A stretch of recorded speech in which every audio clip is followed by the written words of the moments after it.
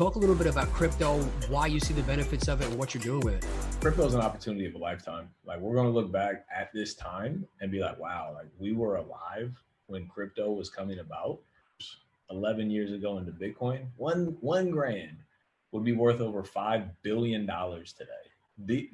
Not M, but billion in 11 years off $1,000. There's nowhere else on earth you can get those types of returns. It does not exist.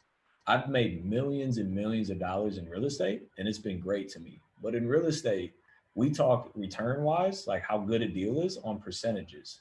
10, 20%, 30% are great deals.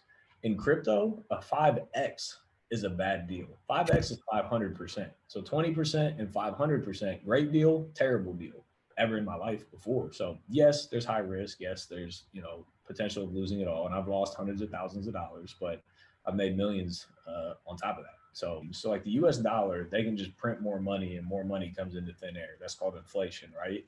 Bitcoin has a fixed supply. It's immutable. It's written into code and it can never be changed. So there's not enough Bitcoins for every millionaire in the United States, not the world, but the United States, to own one Bitcoin. Talk about a supply shortage, right? Like gold is the most valuable asset. It's because it's very scarce, right?